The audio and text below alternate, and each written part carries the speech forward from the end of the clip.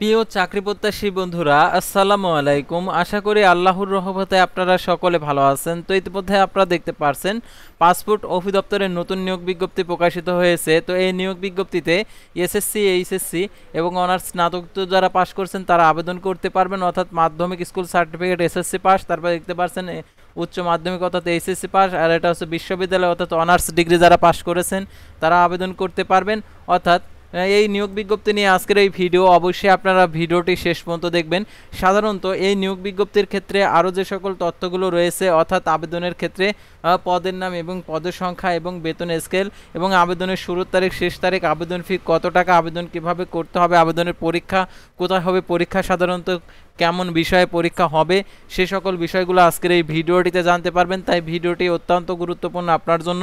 তো ভিডিও শুরুর প্রথমে আপনি যদি অল জব নিউজ বাংলাদেশ এই চ্যানেলে প্রথমবার এই ভিডিওটি দেখে থাকেন তাহলে আমাদের এই চ্যানেলটিকে সাবস্ক্রাইব করে রাখবেন, notification bell button all press করে রাখবেন, এই ভিডিওটিতে একটি লাইক করে দেবেন। আর যারা ফেসবুক পেজে ভিডিও দেখছেন ফেসবুক পেজটি ফলো দিয়ে রাখবেন। যারা ফেসবুক পেজে যুক্ত হতেছেন, যারা ইউটিউবে ভিডিও দেখছেন, ডিসক্রিপশন বক্সে আমাদের ফেসবুক পেজের লিঙ্ক দেওয়া রয়েছে, তো এখানে ক্লিক করে দেবেন, আমাদের ফেসবুক পেজে নিয়ে যাবে। তো আমাদের ফেসবুক পেজ এবং ইউটিউব চ্যানেলে যে সকল আপডেটগুলো জানতে পারবেন, সরকারি বেসরকারি এনজিও, ডিফেন্স, শিক্ষক নিয়োগ, sales marketing, railway job, NGO job, এক কথায় সকল ধরনের নিয়োগ বিজ্ঞপ্তির আপডেট জানতে পারবেন। পাশাপাশি নিয়োগ পরীক্ষার জরুরি প্রয়োজনে হোয়াটসঅ্যাপ নাম্বার দেওয়া আছে আমাদের ভিডিওর ডিসক্রিপশন বক্সে, তো আপনারা দেখে নেবেন।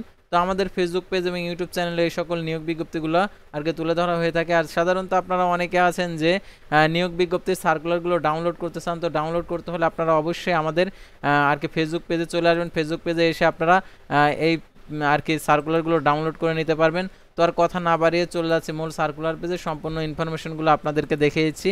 তো আপনি আসলে যোগ্য প্রার্থী কিনা আবেদনের ক্ষেত্রে সেটা আপনি দেখে নিতে পারবেন ভিডিওটি সম্পূর্ণ দেখার পর। তো দেখতে পাচ্ছেন গণপ্রজাতন্ত্রী বাংলাদেশ সরকার ইমিগ্রেশন পাসপোর্ট অধিদপ্তর, আগারগাঁও, ঢাকা 1207 নিয়োগ বিজ্ঞপ্তি। ইমিগ্রেশন পাসপোর্ট অধিদপ্তরের রাজস্ব খাতভুক্ত অর্থাৎ সম্পূর্ণ সরকারি শূন্য পদসমূহে অস্থায়ীভাবে পূরণের জন্য আগ্রহী বাংলাদেশি নাগরিকদের নিকট হতে সকল জেলার নিকট হতে অনলাইন অর্থাৎ dip.teletalk.com ওয়েবসাইটে নির্ধারিত সময়ের মধ্যে আবেদনের আহ্বান করা যাচ্ছে। অনলাইন ব্যতীত কোনো আবেদনপত্র প্রেরিত হলে আবেদন অনলাইন মাধ্যমে প্রেরিত আবেদন গ্রহণ করা হবে না, অর্থাৎ অনলাইন ব্যতীত অন্য কোনো মাধ্যমে যদি আবেদন করেন তাহলে গ্রহণ হবে না। তো দেখতে পাচ্ছেন সার্টিফিকেট কম্পিউটার অপারেটর বেতন স্কেল দেখতে পাচ্ছেন 11,000 টাকা থেকে 26,590 টাকা। পদের সংখ্যা একটি। কোনো স্বীকৃত বিশ্ববিদ্যালয় হতে দ্বিতীয় শ্রেণী সমান সিজিপিতে স্নাতক সমান ডিগ্রি, কম্পিউটার ব্যবহারে দক্ষতা, কম্পিউটার সর্বনিম্ন গতি প্রতি মিনিটে বাংলায় বা ইংরেজিতে 80 শব্দ, 50 শব্দ এবং 80 শব্দের গতি থাকতে হবে এবং মুদ্রা অক্ষরিকে দেখতে পাচ্ছেন 25 শব্দ, ইংরেজিতে 30 শব্দের গতি থাকতে হবে। তারপর দেখতে পাচ্ছেন অফিস সহকারী কাম কম্পিউটার মুদ্রা অক্ষরিক দেখতে পাচ্ছেন 9,300 টাকা থেকে 22,490 টাকা। 16তম গেট। পদের সংখ্যা 10টি। কোনো স্বীকৃত বোর্ড হইতে দ্বিতীয় বিভাগ সমান সিএপিতে উচ্চ মাধ্যমিক সার্টিফিকেট সমান পরীক্ষা উত্তীর্ণ। কম্পিউটার ব্যবহারে দক্ষতা, কম্পিউটার ব্যবহার সংক্রান্ত word processing, data entry, typing সর্বনিম্ন গতি প্রতি মিনিটে বাংলায় 20 এবং ইংরেজিতে 28 শব্দের গতি থাকতে হবে। তারপরে অ্যাসিস্ট্যান্ট অ্যাকাউন্টেন্ট দেখতে পাচ্ছেন 9,300 টাকা থেকে 22,490 টাকা বেতনের 16তম গেট। পদের সংখ্যা 9টি। কোনো স্বীকৃত বিশ্ববিদ্যালয়তে বাণিজ্য বিভাগে স্নাতক সমান ডিগ্রি, কম্পিউটার চালানো দক্ষ হতে হবে। তো তারপরে দেখতে পাচ্ছেন রেকর্ড কিপার বেতনের স্কেল 9,300 টাকা থেকে 22,490 টাকা। পদের সংখ্যা 6টি। পদের সংখ্যা 2টি। কোনো স্বীকৃত বিশ্ববিদ্যালয় হতে স্নাতক সমান ডিগ্রি, কম্পিউটার চালানো দক্ষ থাকতে হবে। তারপরে দেখতে পাচ্ছেন ডাটা এন্ট্রি কন্ট্রোল অপারেটর দেখতে পাচ্ছেন বেতনের স্কেল 9,300 টাকা থেকে 22,490 টাকা। 16তম গেট। পদের সংখ্যা 4টি। কোনো স্বীকৃত বোর্ড হতে উচ্চ মাধ্যমিক সার্টিফিকেট সমান পরীক্ষা উত্তীর্ণ, তবে বিজ্ঞান বিভাগ বা উত্তীর্ণ প্রার্থীদের অগ্রাধিকার দেওয়া হবে। সংশ্লিষ্ট ক্ষেত্রে অ্যাপটিটিউড টেস্ট উত্তীর্ণ হতে হবে। তারপর দেখতে পাচ্ছেন ক্যাশ সরকার বেতনের স্কেল দেখতে পাচ্ছেন 8,800 টাকা থেকে 21,310 টাকা। পদের সংখ্যা একটি। 18তম গেট। কোনো স্বীকৃত বোর্ড হতে মাধ্যমিক স্কুল সার্টিফিকেট সমান পরীক্ষায় উত্তীর্ণ। তো তারপরে দেখতে পাচ্ছেন এই নিয়োগের আবেদনের ক্ষেত্রে দেখতে পাচ্ছেন নিয়মাবলী ও নিয়োগ সংক্রান্ত শর্তাবলী। সরকারের সর্বশেষ জারিকৃত নিয়ম অনুযায়ী 1 সেপ্টেম্বর 2025 খ্রিস্টাব্দ তারিখে সকল জেলার প্রার্থীর বয়স সীমা দেখতে পাচ্ছেন সকল প্রার্থীর বয়স সীমা 18 থেকে 32 বছর হতে হবে। বয়স মানের ক্ষেত্রে অ্যাফিডেভিট গ্রহণযোগ্য নয়। কোটা সংক্রান্ত সর্বশেষ জারিকৃত প্রজ্ঞাপন অনুসরণ করা হবে। সরকারি আধা সরকারি স্বশাসিত প্রতিষ্ঠানে কর্মরত প্রার্থীদেরকে যথাযথ কর্তৃপক্ষের অনুমতিক্রমে আবেদন করতে হবে, আর অনুমতিপত্র অবশ্যই মূল প্রদর্শন করতে হবে।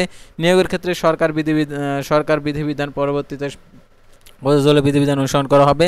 লিখিত ব্যবহারিক ক্ষেত্রে মৌখিক পরীক্ষার জন্য কোনো প্রকার টিআইডি প্রদান করা হবে না। এই নিয়োগ বিজ্ঞপ্তি সম্পর্কে সংশোধন এবং ইমিগ্রেশন পাসপোর্ট অধিদপ্তর নিজস্ব ডিআইপিতে পাওয়া যাবে। এবং দেখতে পাচ্ছেন আবেদনপত্র পূরণ সংক্রান্ত নিয়মাবলী দেখতে পাচ্ছেন dip.teletalk.com.bd ওয়েবসাইটে গিয়ে আবেদনপূর্বক সাবমিট করতে পারবেন। অনলাইন আবেদনপত্র পূরণ ও পরীক্ষার ফি জমাদানের শুরুর তারিখ 14/9/2025 সকাল 10টা। অনলাইন আবেদনপত্র জমাদানের শেষ তারিখ, পরীক্ষার ফি জমাদানের শেষ তারিখ 5/10/2025 বিকেল 5টা। উক্ত সীমার মধ্যে ইউজার আইডি প্রাপ্ত প্রার্থীগণ অনলাইন আবেদনপত্র সাবমিট করা হলে 72 ঘন্টার মধ্যে এসএমএস এর মাধ্যমে পরীক্ষার ফি জমা দিতে পারবেন। অনলাইন আবেদনপত্রে প্রার্থীর স্বাক্ষর 300x80 পিক্সেল এবং শ্রমপত্র তোলা রঙিন ছবি 300x300 পিক্সেল স্থান নির্ধারিত স্থানে আপলোড করতে হবে। অনলাইন আবেদনপত্র পূরণকে যেহেতু পরবর্তী কার্যক্রমে ব্যবহৃত হবে সেহেতু অনলাইন আবেদনপত্র সাবমিট করার পূর্বে প্রার্থীর সকল সঠিকতা শতভাগ নিশ্চিত প্রার্থী শতভাগ নিশ্চিত হবেন। এবং পণ্য পূরণের ক্ষেত্রে পণ্য পূরণকৃত সকল তথ্য সঠিকতা সম্পর্কে প্রার্থী শতভাগ নিশ্চিত হবেন। এবং প্রার্থীর অনলাইনে পূরণকৃত আবেদনপত্রের একটি প্রিন্ট কপি পরীক্ষা সংক্রান্ত যে কোনো প্রয়োজন সহায়ক হিসাবে সংরক্ষণ করবেন। আর এসএমএস এর মাধ্যমে প্রেরণীয় নিয়মাবলী দেখতে পাচ্ছেন এখানে। অনলাইন আবেদনপত্র পূরণ ও পরীক্ষার অ্যাপ্লিকেশন ফি যখন আপনি প্রদান করতে যাবেন, অর্থাৎ অনলাইন আবেদনপত্রে যে ইউজার আইডি দেওয়া থাকবে সেই ইউজার আইডি ব্যবহার করে টেলটক প্রিপেড মোবাইল নাম্বার মাধ্যমে টাকাটি প্রদান করতে হবে। আর যথাযথ পূরণ করে যদি নির্দেশনা অনুযায়ী ছবি এবং সিগনেচার আপলোড করে সাবমিট করা হলে অ্যাপ্লিকেশন প্রিভিউ দেখা পাবে। সেই অ্যাপ্লিকেশন কপিতে একটি ইউজার আইডি দেওয়া থাকবে, সেই ইউজার আইডি ব্যবহার করে আপনারা টেলটক প্রিপেড মোবাইল নাম্বারের মাধ্যমে কত টাকা প্রদান করতে হবে সেটা আপনাদেরকে দেখিয়েছি। 1 থেকে 5 নং ক্রমিক নং পদের জন্য দেখতে পাচ্ছেন 112 টাকা, অর্থাৎ টেলটক সার্ভিস চার্জ সহ 112 টাকা। 6 নং ক্রমিক নং পদের জন্য 50 টাকা, টেলটক সার্ভিস চার্জ 6 টাকা সহ 56 টাকা 72 ঘন্টার মধ্যে জমা দিবেন। এখানে বিশেষভাবে উল্লেখ্য যে অনলাইন আবেদন অংশ পূরণ করার পর যদি পরীক্ষার ফি জমা না দেন 72 ঘন্টার মধ্যে, তাহলে আবেদনপত্রটি বাতিল হয়ে যাবে। আর অনলাইন আবেদনপত্র পূরণের ক্ষেত্রে ক্ষুদ্র নিগোষ্ঠী শারীরিক প্রতিবন্ধী তৃতীয়লিঙ্গ প্রার্থীদের ক্ষেত্রে দেখতে পাচ্ছেন টেলটক সার্ভিস চার্জ সহ দেখতে পাচ্ছেন 556 টাকা আর কি আপনাদেরকে প্রদান করতে হবে।